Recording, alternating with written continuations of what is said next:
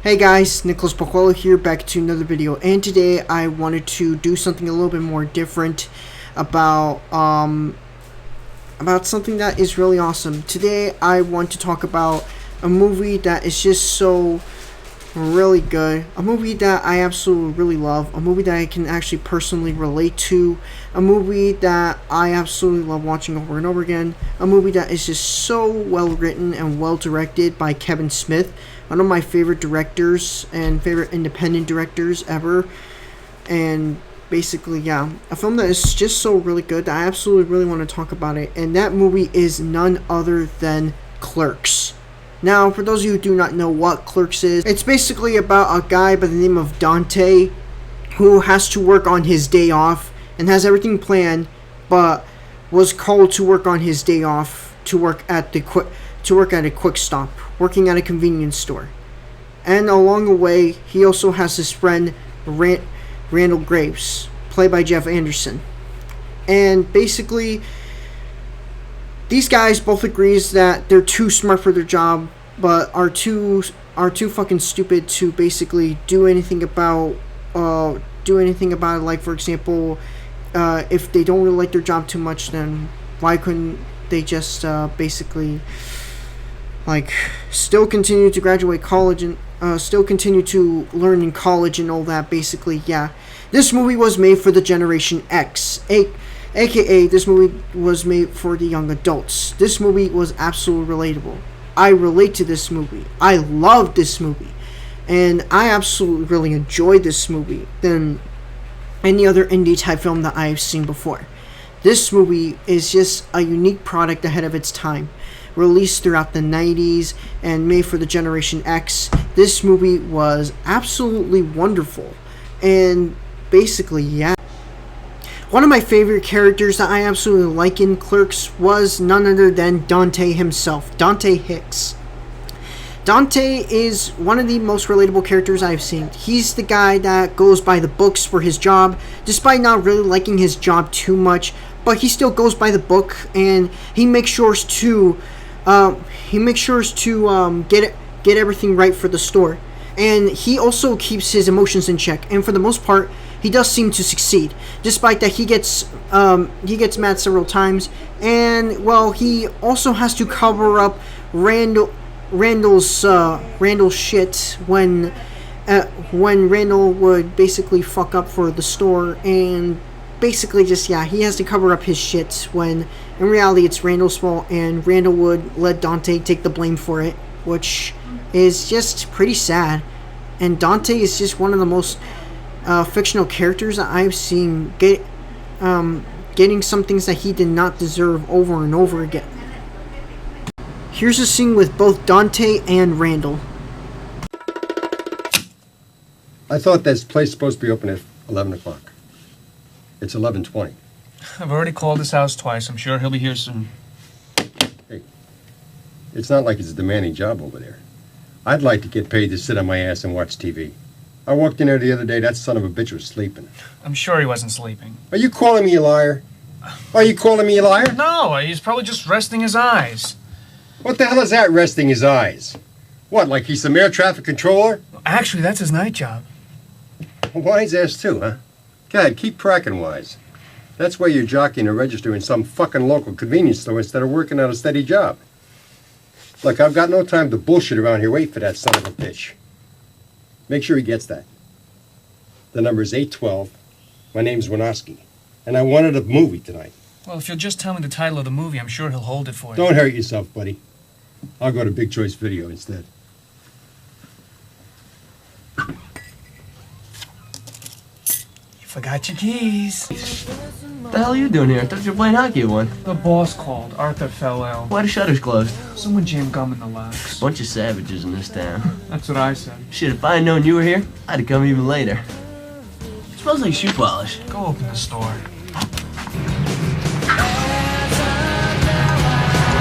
Hey, you see a set of kids around here? No time for love, Dr. Jones. Fucking kids.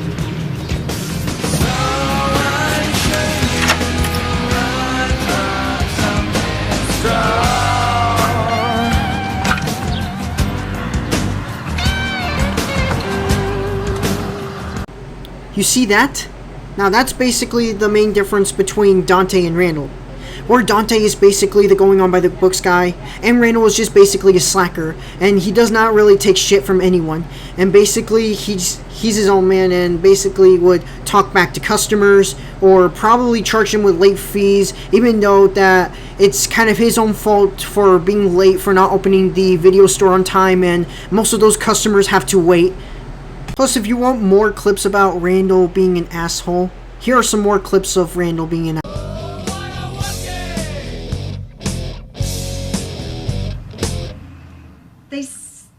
They say so much, but they never tell you if it's any good.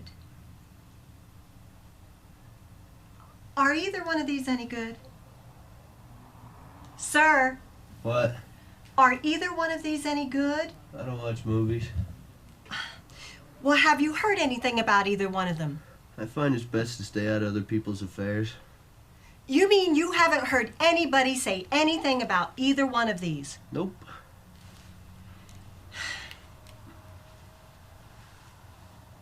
Well, what about these two? Oh, they suck.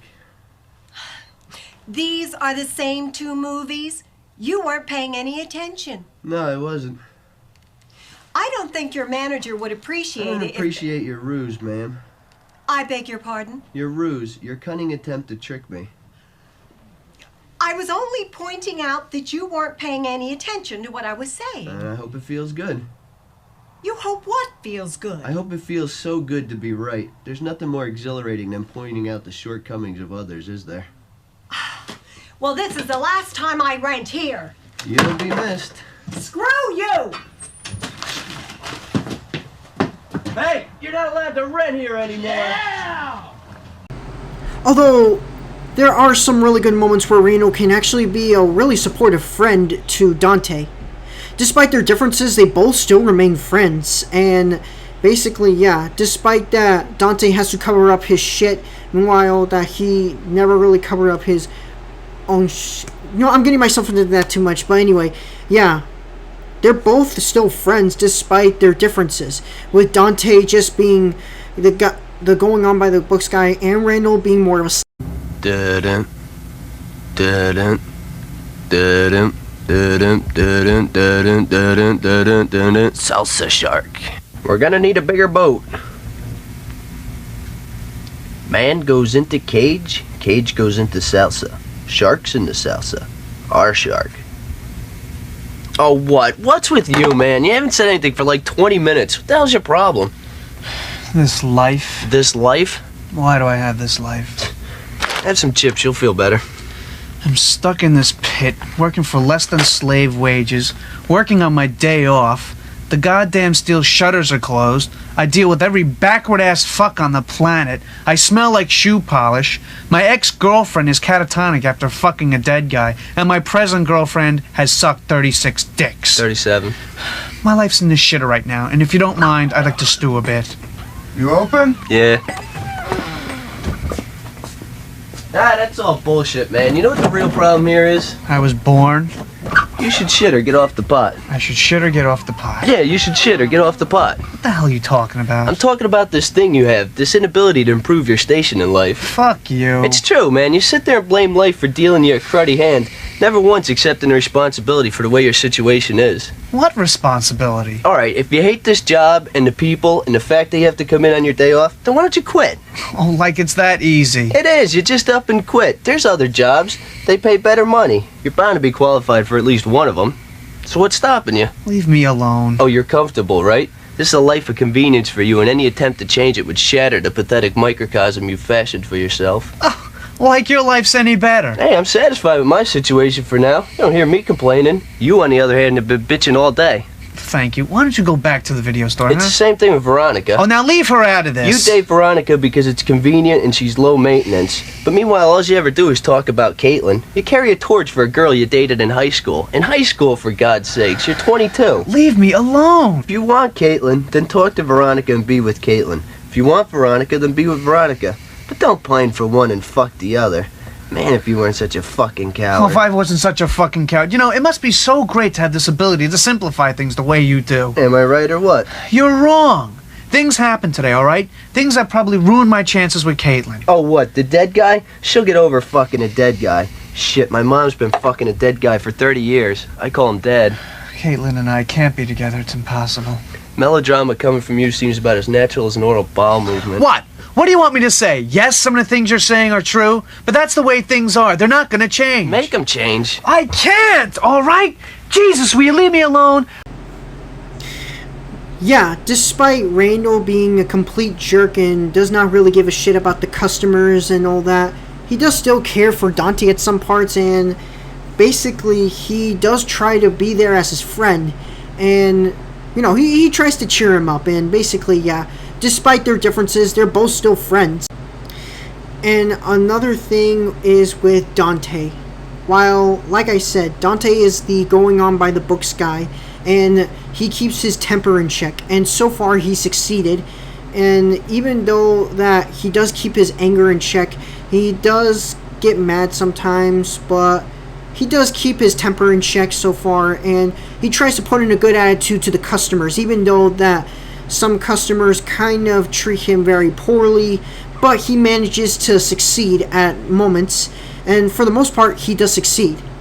Like, for example, where there was this one scene where there were some customers that try to buy a pack of smokes, but there's like this fake therapist that basically is trying to scare the customers away, and just yeah, he tries to scare the customers away, and even almost started a riot and kind of put Dante's life almost in danger. Luckily, Veronica was there to save the day. Veronica we'll get to later. But anyway, Veronica even exposed him as this gum sailor who was trying to basically to get these guys who were trying to get the customers who were buying smokes to get gum instead of smokes. And yeah. But nevertheless, Dante does get some support from some other people other than Randall, like for example, Veronica. Veronica by far being one of the most likable girlfriends in movie history, likable girlfriend in film history, and one of the most likable girlfriends in pop culture history. Yeah, she tries to give Dante some advice.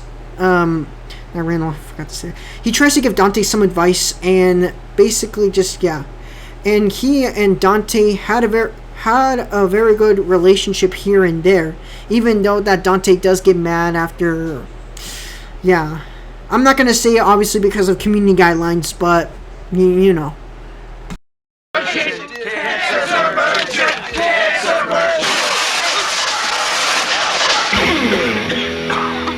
Who's leading this mob? That guy. Freeze!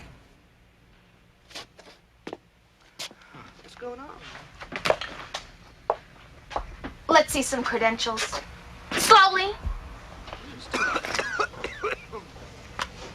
You're a Chuli's gum representative? Truly. And you're stirring up all this anti-smoking sentiment. To what? Sell more gum? Get out of here. And you people, don't you have jobs to go to? Get out of here. Go commute. You gotta be ashamed of yourself. You see that badass scene with Veronica? That entrance badass scene? That is absolutely wonderful. While it is badass, yes, that is true. Although it does show about how she does care for Dante and how she does love him, and basically yeah, and Dante does love her, although there are some problems with that, and how he kind of loves Caitlin, where Caitlin is basically the opposite of Veronica, and Caitlin doesn't really care too much about Dante and is just only hooking up because, well, because he's different, and basically she kind of only cares about others. And well, wrong words. Anyway, what I meant to say is that Caitlin kind of only cares about herself rather than actually caring about Dante, and does not really give that much advice, and even often keeping secrets away from Dante, and how she embarrassed Dante for not telling her that she's getting married to to an Asian art designer named Zach, I believe it was. I think it was Zach, or I don't remember the guy's name, where she was getting married, and yeah, basically she's not a really good friend, and just, yeah, and she never really cared for the marriage anyways, and she just didn't really care, and she just wants to get off the marriage, even though that she did say that she wants to go back to college and wants to study, and basically, yeah, and Dante is kind of having a bit of a hard time to basically just, yeah, basically he just says that it's not really that easy and that he's too stupid to just, yeah. Another thing I would also like to mention about this movie is basically the Star Wars Death Star contract deal conversation, as it blew my mind about Star Wars, where basically Randall mentions about how while Death Star 2 was in the works after the original Death Star was destroyed by Luke and the Rebels, and basically about how innocent people would have probably died in that during the battle of the Death Star, and then basically, yeah, kind of like that, but basically just, yeah. If you want to see the clip for yourself, here's the clip. Now, the first one was completed and fully operational before the rebels destroyed it. Luke blew it up. Give credit where credit's due. And the second one was still being built when they blew it up. Compliments of Lando Calrissian. Something just never sat right with me that second time around. I could never put my finger on it, but something just wasn't right. And you figured it out. The first Death Star was manned by the Imperial Army. The only people on board were stormtroopers, dignitaries, Imperials. Basically. So when they blew it up, no problem. Evil's punished. And the second time around? The second time around, it wasn't even done being built yet. It was still under construction. So a construction job of that magnitude would require a hell of a lot more manpower than the Imperial Army had to offer. I bet they brought independent contractors in on that thing. Plumbers, aluminum siders, roofers. Not just Imperials, is that what you're getting at? Exactly. In order to get it built quickly and quietly, they'd hire anybody that can do the job. Think the average stormtrooper knows how to install a toilet main? All they know is killing in white uniforms. Alright, so they bring in independent contractors.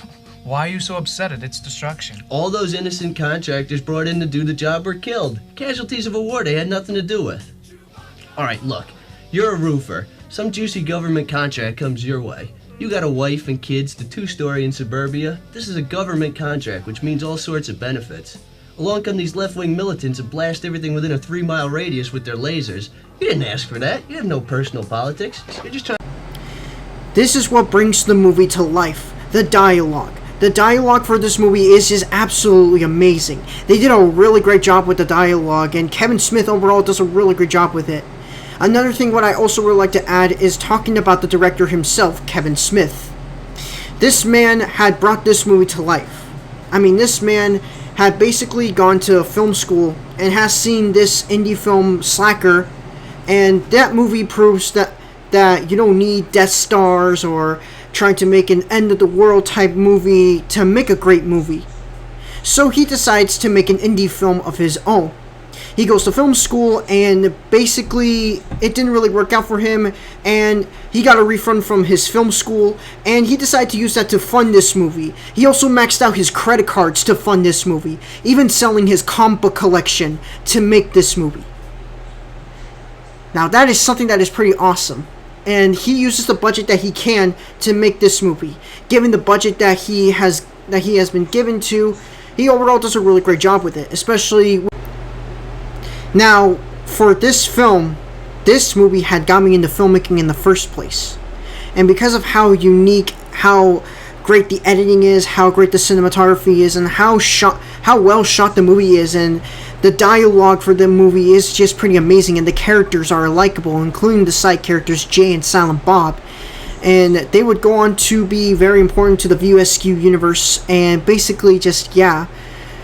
Now, remember iBionicle, the first movie that I made for this channel, which was the movie that started the channel, and also this was the movie that got me into filmmaking when I was just 11 years old. I made the movie back in 2013 when I was just 11 or 12 years old. I made the movie since I was 11 and 12 years old, and now I am 19, and here I am talking about a movie and still doing filmmaking for one another, even working on my upcoming student indie type short film called The Comic Book Artist.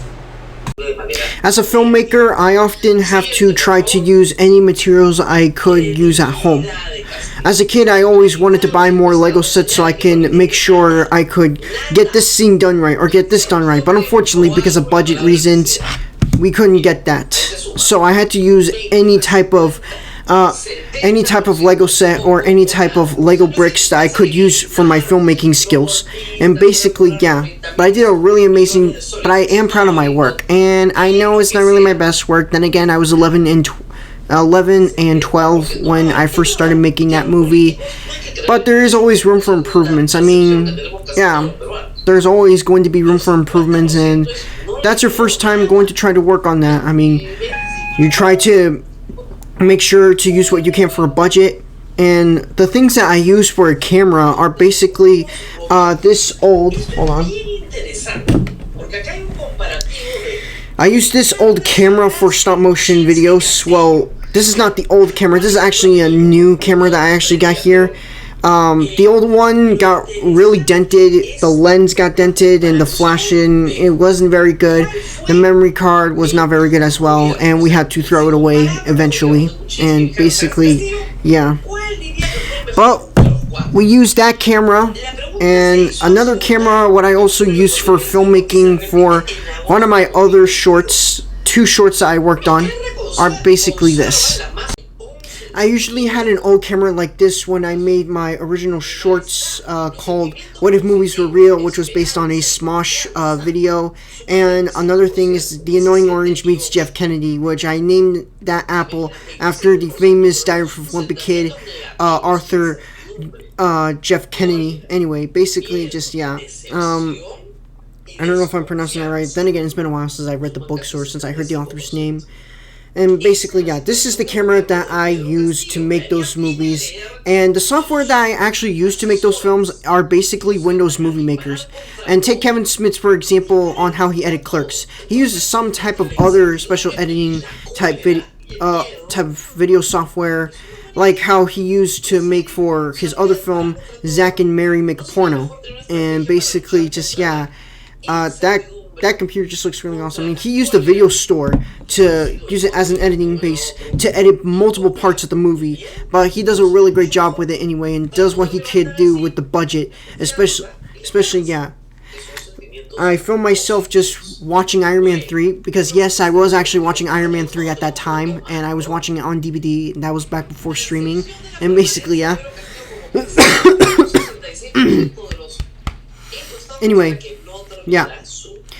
And I also didn't know how to cut between other cuts and other cuts, because then again, I was very young and I didn't know too much about editing, and the only things I took inspiration from editing were from Zach King's videos, specifically where how he edited Indiana Dog, the Indiana Jones dog video, with the cats and all that type as the goons, and basically just, yeah. I think he did a really amazing job with that editing. And another camera what I use, well, yeah, unfortunately I could not find any of that camera, because again, that old camera that I used to have back from my 14th birthday, it was gone. But I had, it looked like this a bit, but it wasn't a Samsung. It did have something that says HD, and yeah, there was also like this thing with the camera, and then this button was over here instead. But yeah, it used to look something like this, but a little different, of course. And now the camera that I use for filmmaking is this now, because this is by far another one of my favorite cameras. This is a Sony 4K camcorder. It is absolutely really amazing. I really love this camcorder, and it is very good. I even got this on my birthday, on my 18th birthday, after that old camera got broke during COVID-19, where I was working on my original projects, and I was also working on projects for school. That camera got broke. And yeah, the camera broke. Anyway, the point that I'm saying to aspiring filmmakers such as myself, that you probably don't need that much of a bigger budget, and you probably could just use the budget that you can always have. And hell, you can even try getting your friends into being in your own movie, and basically just, yeah. I mean, look at Kevin Smith, for example, on how he look how he worked on Clerks. I mean, sure, looking back at it now, the dialogue does seem a little dated some sorts because it was 90s, and it was the 90s, and basically, yeah. But if you take a look at this movie, it does show a bunch of potential. It does have some really great editing. It does have great cinematography, despite that the movie was shot in black and white. But hey, at least that it was still pretty good, despite that it was shot in black and white. The dialogue for it is pretty cool. And basically, yeah. I mean, Kevin Smith uses the budget that he can. He uses the dialogue. You know that he really cares for these characters, and he really cares for this universe, and including the side characters, Jay and Silent Bob, which Jay is basically the foul-mouthed, perverted stoner, and Silent Bob is more of the straight man. And basically, yeah, he's a quiet person, and only uses his voice when it's needed. And basically, yeah. But the way about how Smith directed this movie and how he written this film and edited and shot it is overall amazing. You can tell that he really cares for these characters. You can tell that he cares for this universe. You can tell he does care for these characters, and yeah. I'll always have fun memories of watching this movie. I'll always love watching it. I'll always watch it. I will always cherish this movie with my heart. And I will always use this as a guide for filmmaking. And yeah, one of the most inspirational filmmakers, aspiring filmmakers throughout the 90s. The 90s was the best for rising upcoming filmmakers like Quentin Tarantino with Pulp Fiction, Robert Rodriguez, and of course, Kevin Smith himself. And I just overall really love it. He does a really great job with editing his film. He does a really great job with shooting it as well, using some locations and filming more at the quick stop, and basically just, yeah. And the acting just overall amazing. And seeing the different worlds of these characters. And of course, Dante's line about how basically Empire has a down ending, and the whole world is full of downfall endings. Foreshadowing basically it's referring about his life working at the quick stop, and basically doesn't really know what to do, and basically, yeah. And I think Kevin did a really good job with the dialogue, and does a really great job with the editing for this film. And overall, he does do the best that he could to make this movie coming to life, and he did a really amazing job with it. Absolutely wonderful. And this movie got me into filmmaking. Yep. I remember watching this movie, and I remember that my parents did not really like me to see this movie, obviously because of the F-bombs in it. And he will also go on to direct one of my favorite classic films, and everyone's favorite classic films, Mallrats and Chasing Amy. Yep. One of my other favorite Kevin Smith movies that I love seeing. And one of my favorite View Askew films. Well, yes, the movie basically includes foul-mouthed stoners making a bunch of pop culture references, basically just being stoner comedies, and which, that is true. This movie, including Mallrats, Chasing Amy, and other films, are basically movies about foul-mouthed stoners. There's no doubt about that. But what makes this movie really good is actually some relatable situations that we can actually relate to, about how sometimes we don't like our jobs, but we do the best that we could, and we try to stick going on by the rules. Or sometimes we want to be that guy that basically does not take shit from anyone, or even take shit from the customers. And sometimes, yeah, or just basically guys who just likes to hang out at a convenience store and basically talk about movies all day, or TV shows, etc. But what makes this movie really good are the characters. Basically, with Dante being, with Dante just being the Dante just being the going on by the rules guy, even though he doesn't really like his job too much. But you know, he works very hard and does what he can, and obviously he tries to do his best that he could, and even making sure that he keeps his temper in check. And so far, he succeeded. And basically, yeah, even though that he goes on an argument with Randall after all the shit that Randall has put him through, and especially with the funeral scene, yeah, Randall just letting Dante taking the blame instead of taking responsibility for his own actions, or basically just treating rude to the customers, or sometimes thinking that the customers are treating him rude, and basically confusing movies or TV shows with reality and comic books with reality too. And also to the two stoners, Jay and Silent Bob, which sometimes they don't really get too much screen time, although they still give one of the most funniest performances ever, and are by far one of the most funniest characters I've seen in movie history and throughout pop culture history in general. With Jay being the perverted foul-mouthed stoner, and Silent Bob being the stoner, just the straight man type guy, and the quiet one, of course, and only uses his voice when it's needed. What made the movie really good are basically the characters and the dialogue. We can relate to these characters, we can relate through the situations that they are going through, and we can also have fun with the dialogue, spewing out pop culture references like with Star Wars and with Indiana Jones, E.T., or with Marvel or DC, and so much more. And basically just, yeah, because as we already know, Smith is a comic book fan, and we already definitely know that. Yep. Anyway, yeah, this movie is just very awesome. The movie that got me into filmmaking. The software that I basically use for films now are Filmora. The software I used to use back then were basically none other than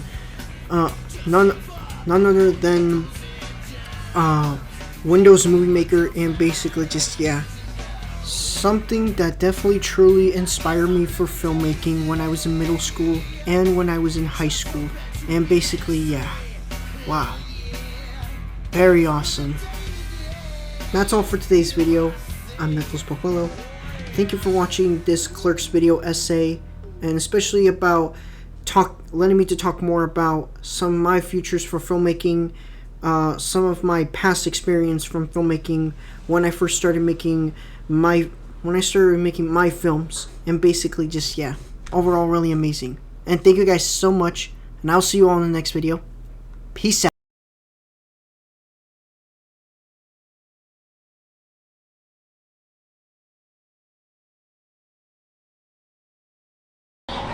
Amp up a few things and all that, and just, yeah. Do you want to meet at the Starbucks nearby? Alright.